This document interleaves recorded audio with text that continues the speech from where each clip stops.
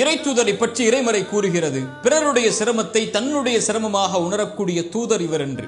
இப்படிப்பட்ட தூதரை பெற்றிருக்கக்கூடிய இந்த சமூகத்தில் தன்னையும் தான் சார்ந்திருக்கக்கூடிய குடும்பத்தையும் மகிழ்வு துக்கத்தை மட்டும் கணக்கில் கொண்டு அது அல்லாமல் உலகில் நடக்கின்ற எல்லாவற்றை விட்டும் கண்மூடி வாழக்கூடிய வாழ்வைத்தான் பலர் வாழ்ந்து கொண்டிருக்கிறார்கள். ஒரு வரலாற்று ஆசிரியர் சொல்லுவார், ஒரு தனி மனிதனுக்கு இழைக்கப்படுகின்ற படுகொலை அநீதியாக கருதப்படும், ஒரு சமூகத்திற்கே இழைக்கப்படுகின்ற படுகொலை வெறும் கணக்குகளாக மட்டுமே பதியப்படும்.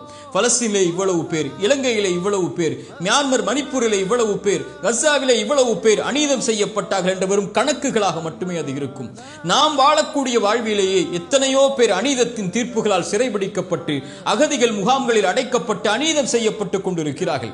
குறிப்பாக ஹாஃபிஹா சித்திகி இந்த சகோதரருடைய வாழ்வை ஒரு 5-10 நிமிடங்கள் ஒதுக்கி படித்து பாருங்கள். 85 ஆண்டுகால சிறைச்சாலை இந்த பெண்ணுக்கு ஏன்? இந்த பெண் மீது நிரூபிக்கப்பட்ட குற்றம் என்ன? இந்த பெண்ணுக்கு கொடுக்கப்பட்ட அந்த அநீதத்தின் தீர்ப்பின் காரணம் என்ன? கொஞ்சம் படித்து பாருங்கள். இந்த சகோதரி மட்டுமல்ல, இது போன்று இந்த உலகத்திலே எத்தனையோ பேர், எத்தனையோ லட்சம் பேர் அநீதத்தின் தீர்ப்புகளால் பாதிக்கப்பட்டு நீதிக்காக குரல் கொடுக்க யாரும் இல்லாமல் சிறைச்சாலைகளிலும் அகதிகள் முகாம்களிலும் வாழ்ந்து கொண்டிருக்கிறார்கள். இவர்களுக்கு உங்களால் முடிந்தால் நீதிக்காக குரல் கொடுக்க முடியும் என்றால் கொடுங்கள், இல்லை என்றால் உங்களுடைய பிரார்த்தனையிலாவது அவர்களை இணைத்துக் கொள்ளுங்கள். இல்லையெனில் ஒரு நாள் வரும், இந்த அநீதத்தின் தீர்ப்பில் நானும் நீங்களும் கூட உட்படுத்த